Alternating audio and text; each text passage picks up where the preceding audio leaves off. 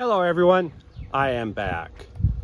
Before I get too far, I just wanted to say thanks to Tom Del Forge. He actually went out and had a t-shirt made for me, Delahaye USA. So I've been making my own. This is a professionally done one. So thanks a lot, Tom. All right, so since we left off, what I have done is fixed one of my screw ups. When I cut the opening for the hood, I made a template of half of the hood, maybe a little over half of the hood, and thought, oh, I'll just off of this side that I could see. This other side was completely puttied in. I had put body putty over it, and so I made a template off of the other side. Figured I could flip it over, use it as a guide, draw the line and cut it, and it would be spot on, of course. Well, it was anything but. It was off by, as I showed you previously right here, as much as 3/4 of an inch. So I spent the last day, actually a couple days, fixing this. All right, let me go ahead and open the hood so I can show you what I've done. All right. Oh yeah, and the battery was dead on the car from sitting for a month while I was gone. So what I did was I found the piece that I had cut out and actually bonded it in place. What I did first was took the piece and then put fiberglass underneath it to make like a shelf. So then what I did was I put the piece back in place. The shelf was on the bottom side here, and it acted as a lip so that when I put the piece in place, ideally it would have been at the exact same level it was before I cut it off. Didn't exactly work that way, but I didn't spend a lot of time trying to make that happen. But now what you can see is here's the hood as it was cut. Here's what's left of that piece. It's underneath here. You can't really see it, but it's underneath here, and it fills that gap. Then after I put this in place, I went on top and put a layer of fiberglass mat on top to put this in. There's a step right here that I'm going to have to work on. I know that, knew that when I did it, but this was the easiest way I could think of to do it. Before I did all of that, I put foil all along the edge here. I straightened this edge up, put foil along here. What that did is it allowed me that when I shut it and put this fiberglass on here, I didn't have to worry about accidentally fiberglassing the hood shut again. So the fiberglass came off onto the fender here, but it was on, here we go, on pieces of foil like this. So then when I was done, I opened up the hood and removed this piece. All right. The end result was a gap that ended up being exactly the width of my multi-tool, because I used that multi-tool to recut the gap. The problem is that gap is too small. So I asked the car group that I work with, several of them, and on my personal Facebook page, what's the right gap? And they said somewhere between, it was around 3/16 of an inch, maybe a little less, maybe a little more. They said that a paint stick actually was about the right gap. Let me find one of those. There's several around here. So it would be something like this as far as the gap thickness. This one has crap on it because it got used. This is a wedge for doors, so it obviously wouldn't work because it's thick on one end, thin on the other. But let's say this is right. So if I get the end that's the handle and doesn't have putty on it, then this is about the right thickness. So then what I did was I closed the hood, and like I said, initially the gap was straight from the vibrating cutter, and it wasn't straight. It was as straight as I could get it, but it was a little bit wavy.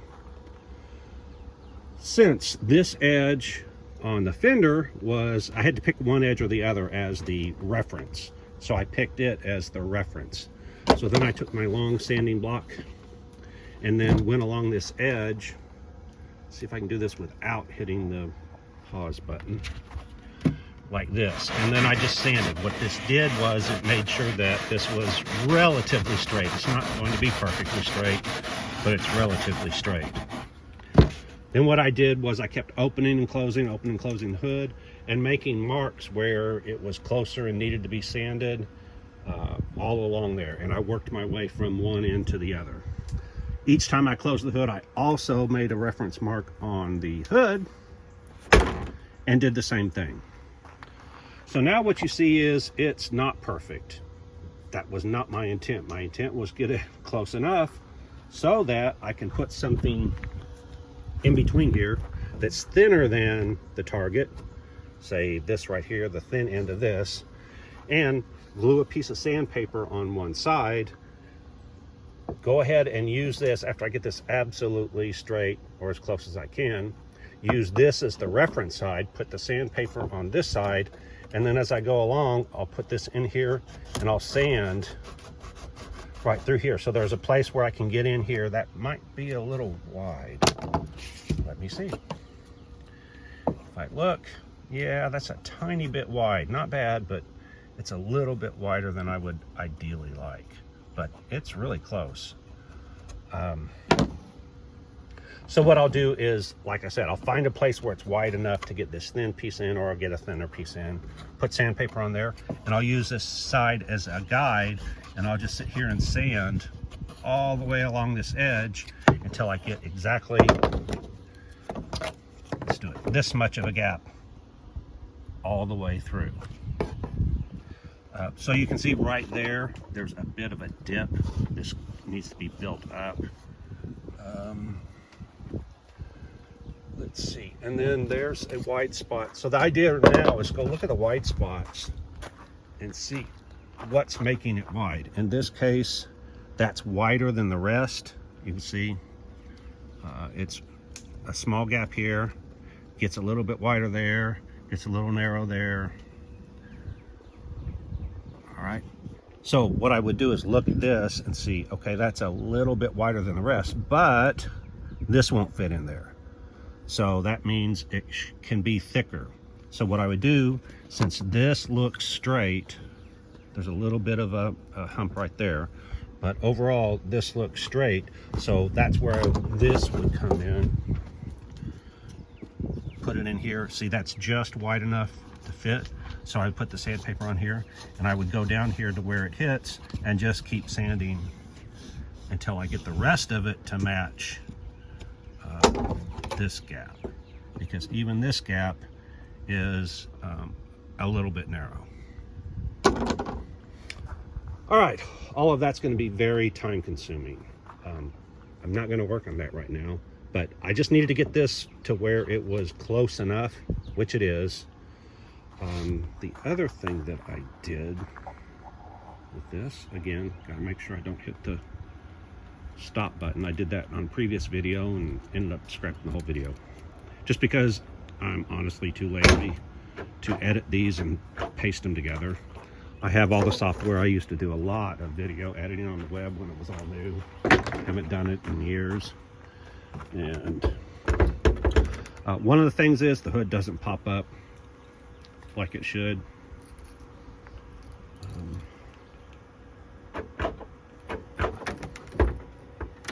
So one-handed, this is difficult to do. There we go. I had a big gap right here, and I'd run out of pieces. I wasn't trying to do the whole thing. Then I realized I could take some of my foam insulation, peel off the material on both sides, and cram it in this gap right here. And I used my multi-tool, cut it flush, sanded it flush. So now this is close to the right gap. The advantage to that is, if you look, the orange is the original C8 hood. The curve of the original C8 is obviously different than that of the C2 hood. Some cases it's close, right there it's kind of close, but right there, I mean, that's what, 1.5 inches, something like that. So the purpose of this foam was to fill in that gap so that it kept these spaced correctly. Okay, I still need to fill in this area right here. You can see that it's not sturdy. If you come up here, you can see that it is in fact at the right height right now. And it's held there. When I push down, it doesn't flex. It starts flexing right here, obviously, where there's no material. I have used that expanding foam in the past. The problem is that I thought that when I put it in here that any excess would expand outwards. It doesn't. It expands whichever direction it wants. What happens is it cures based on moisture, so the outer skin cures and hardens. So then what happens is the part that's isolated from moisture, or actually has less moisture there, starts expanding. What it does is it pushes this, it would end up pushing this part higher, and it would cause more problems than it solves. So I learned from experience not to do that this next time. So I just need to put something in here. What I did with this other side was I cut again that same insulation foam, made a wall inside of here. There we are.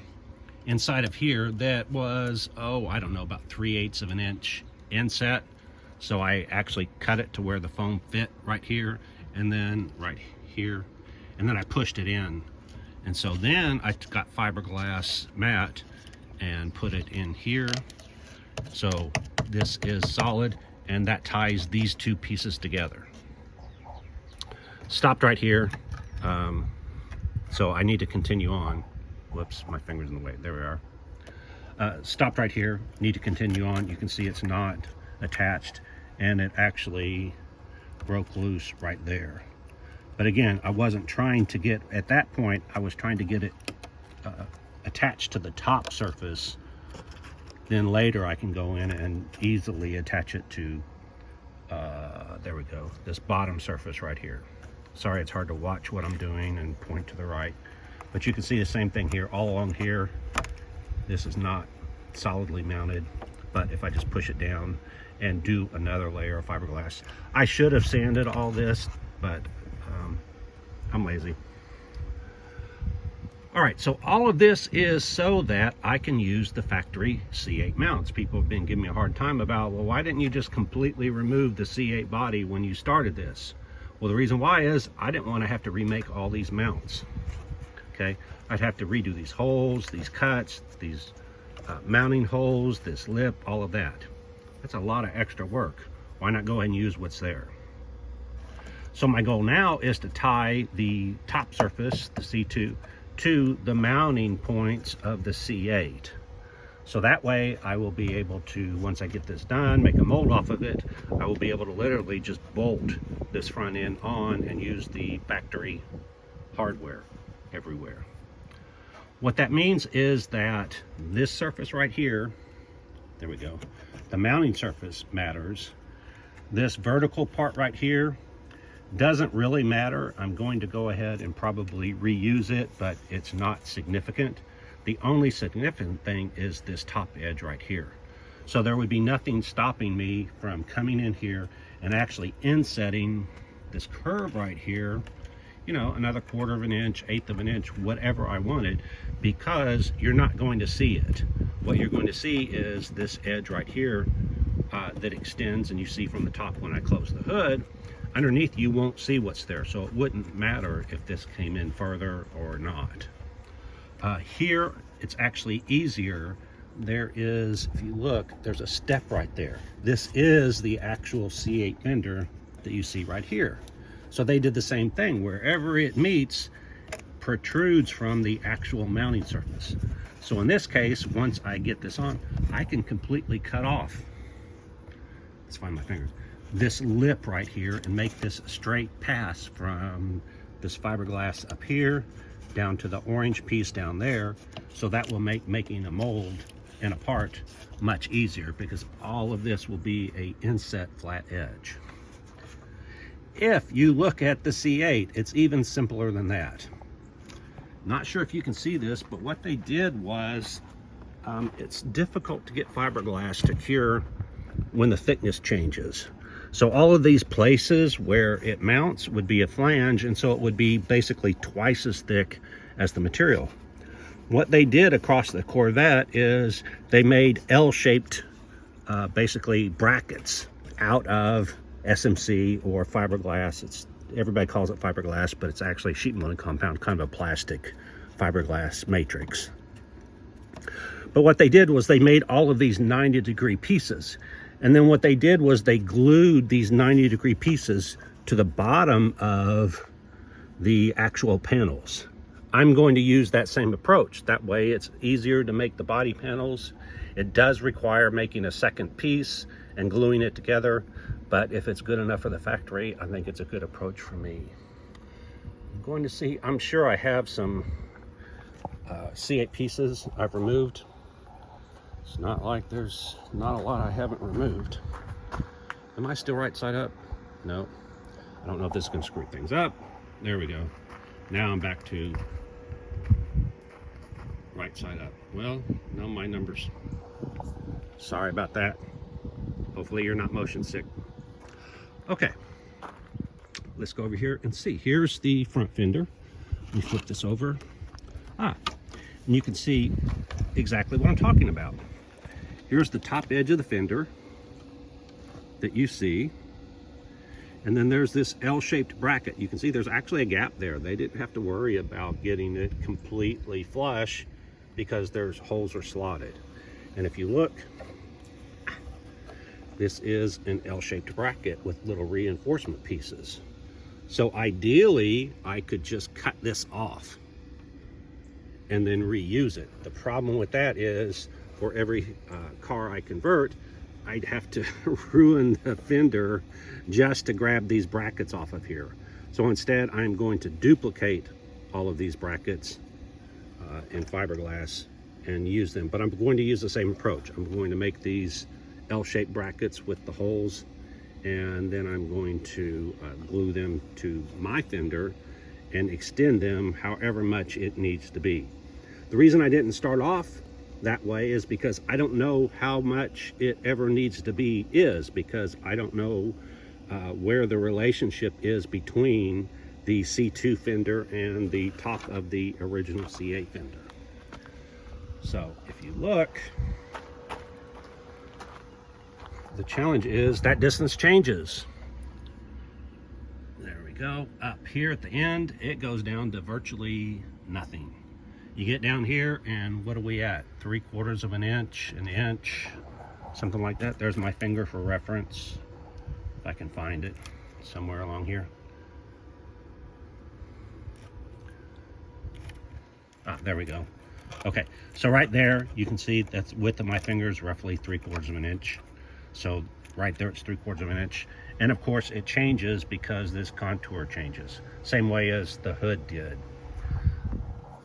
So by doing it this way, I get that correct measurement, and then I can make those brackets and the offset and do it all in one shot. All right, then after I do this, what I need to do is make a template of the shape from the middle of here all the way around to there. Why do I need that? Because that's how I am going to make sure that the two sides match. So what I'll do is take this, mirror image it. Actually, don't even have to mirror image it. I just bend it the other way. It'll be a flat piece that's got some amount of thickness. So I'll take that piece and I will stick it in between here on the driver's side.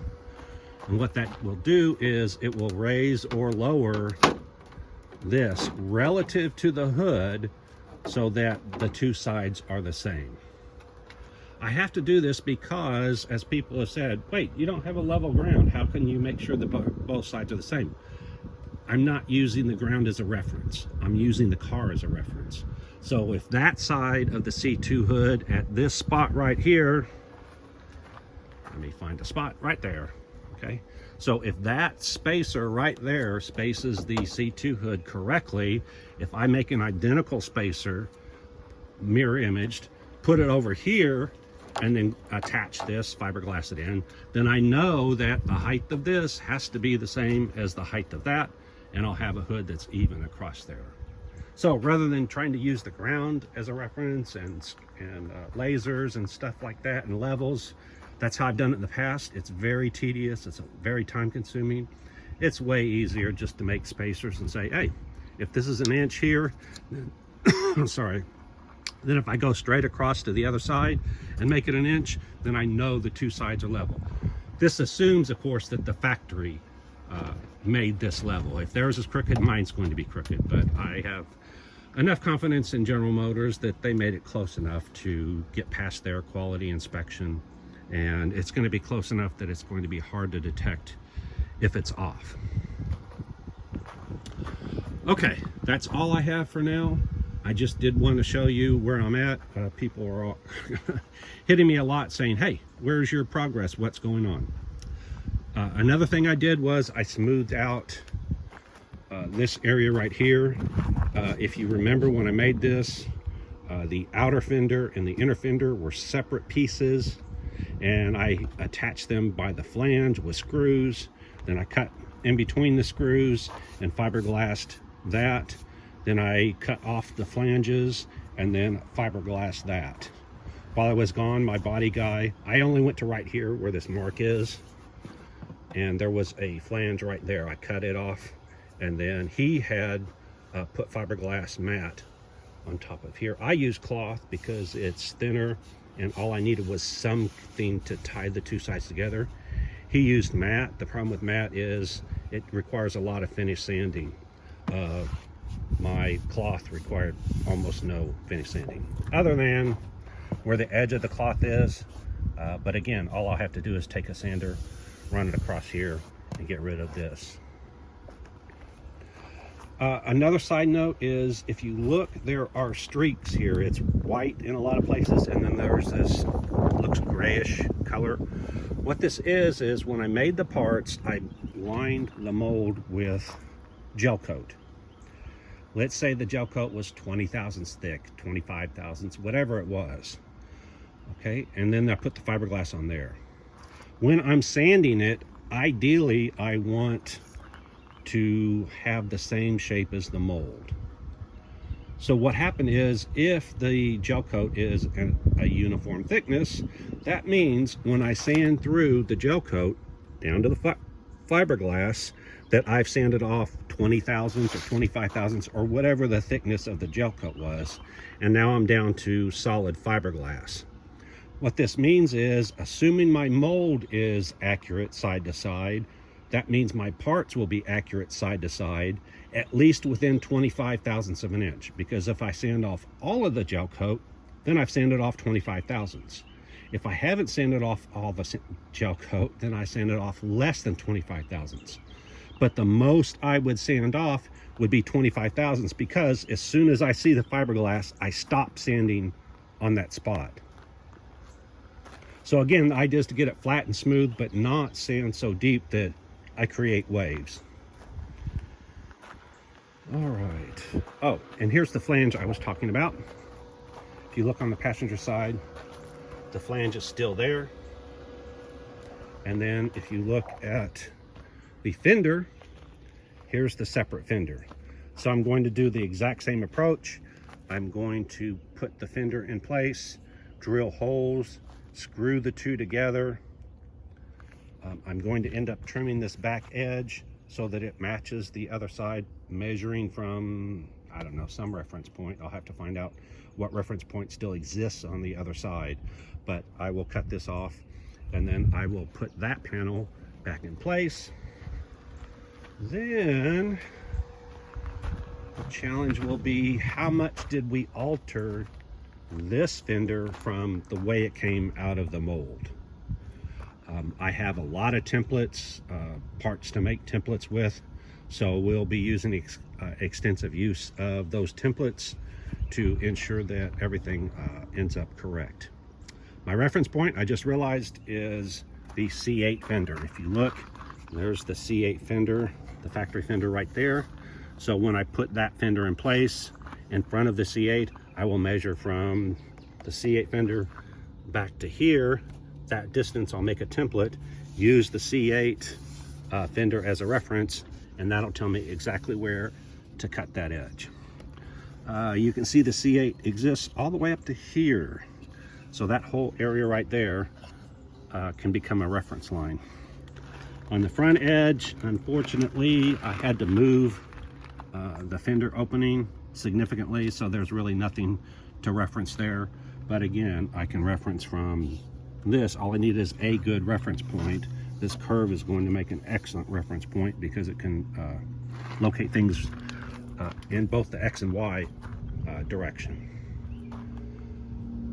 All right, and because I did the little less than 25 thousandths, most of that other fender can be left as it came out of the mold.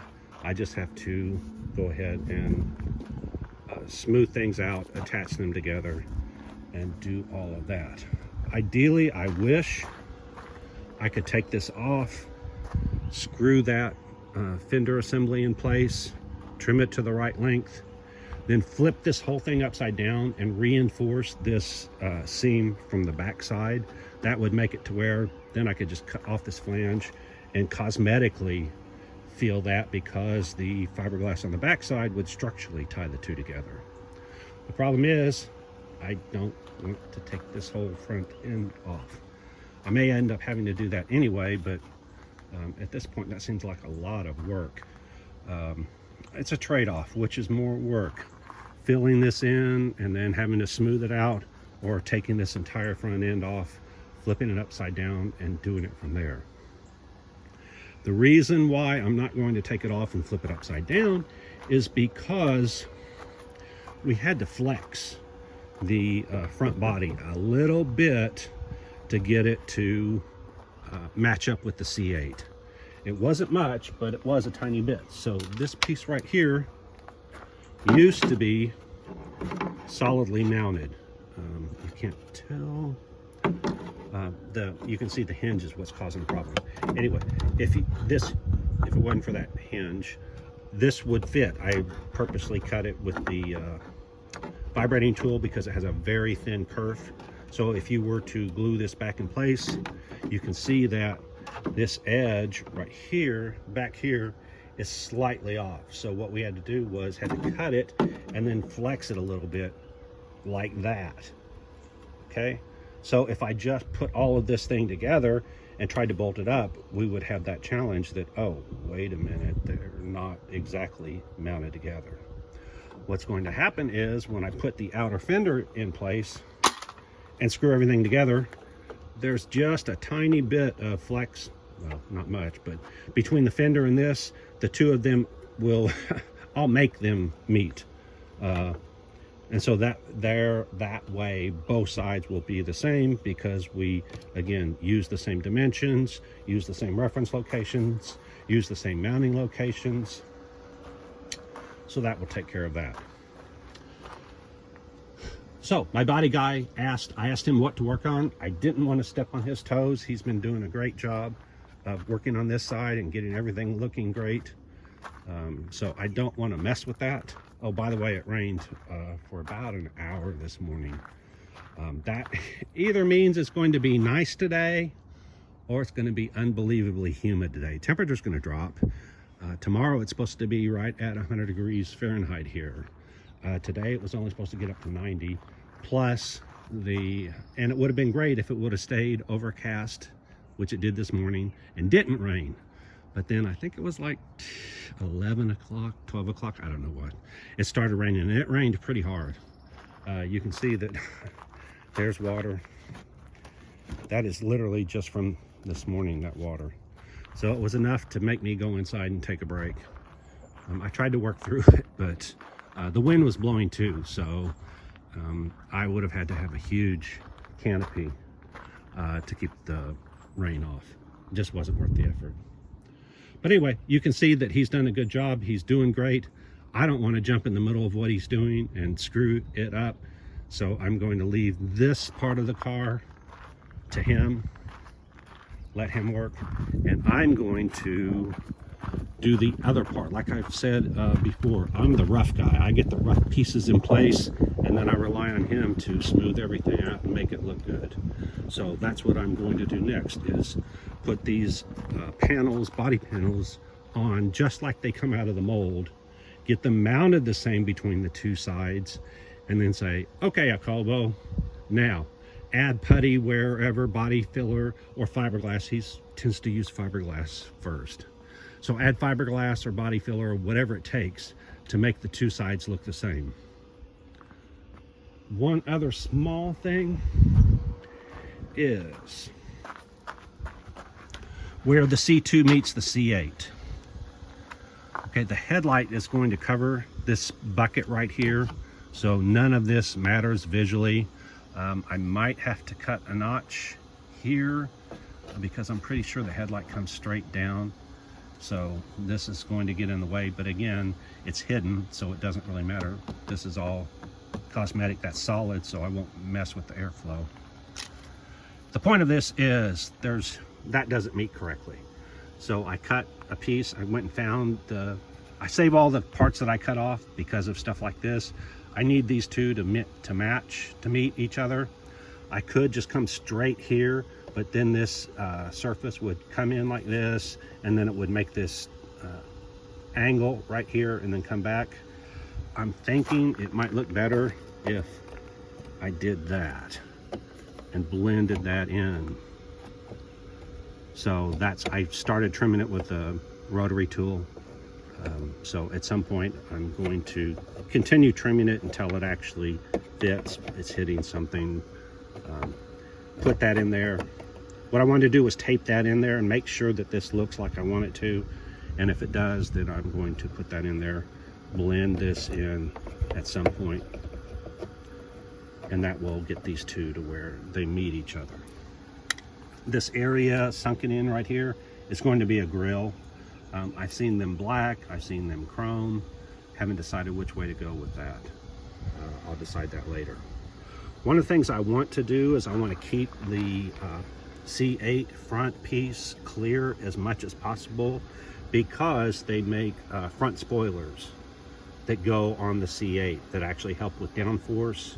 And so I want to be able to bolt on these aftermarket spoilers and get the advantage of the additional downforce without having to come in and modify this car significantly. I might have to trim them or whatever is required there, but it beats the heck out of making something from scratch if I can just go out and buy something from the aftermarket. Finally, I met with the owner of Duntov Motorsports in Dallas, and they make a Grand Sport replica, and he's offered to make me a Grand Sport front end and a Grand Sport hood. Obviously the dimensions are slightly different. He's offered to modify the parts for me, so I don't have to spend time doing that. The difference is the Grand Sport, instead of it having the pocket like this for the factory headlights on the C2 that flipped 180 degrees and flipped down, their pocket comes all the way out to here, and it's plexiglass around this curve and all the way to this spot right here. So I didn't notice that until he looked at my pictures and pointed out, hey, you're not exactly matching the Grand Sport right here.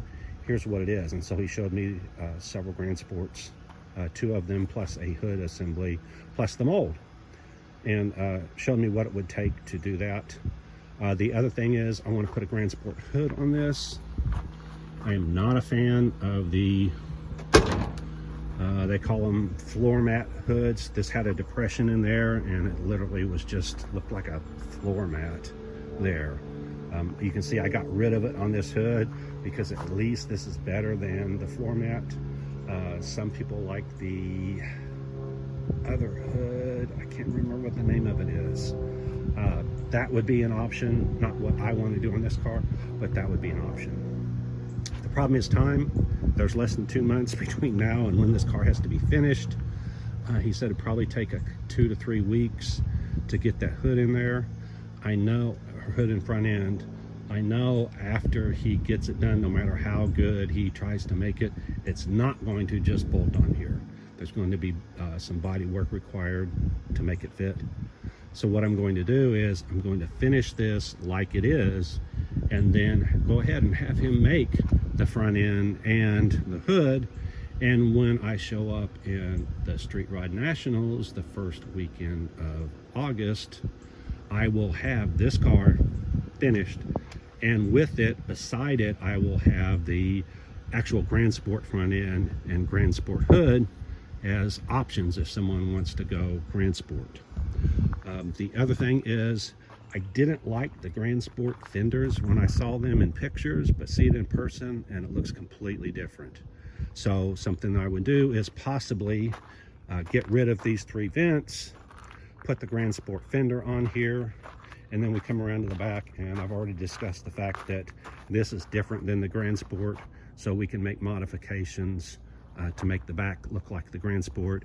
We could put the fake vents on the fenders back here like the Grand Sport. We could put a fake oil cooler like the Grand Sport.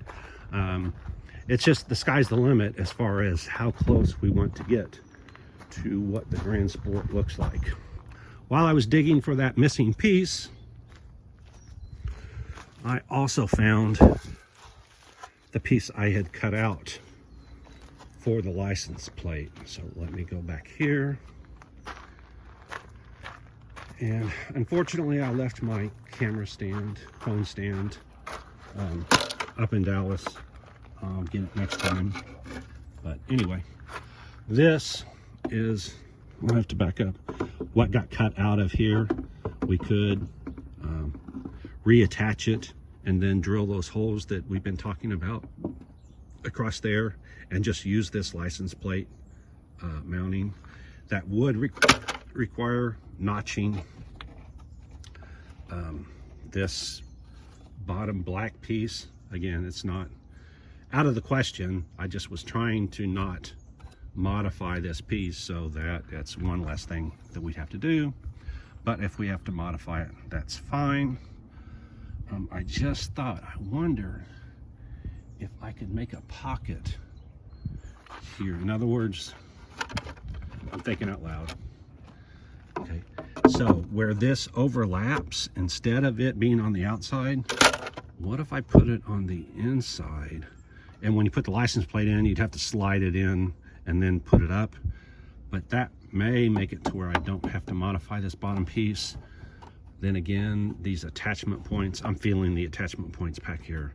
That might expose those, and that, I don't think there'd be a way to make that look nice. I don't know. Again, that's something that we'll have to figure out in the near future. All right, that's where we are. So I just wanted to update you, show you what I'm working on. I'm going to try to post something every 2 or 3 days, or sooner if I get more done. Someone had asked about some of the other cars here.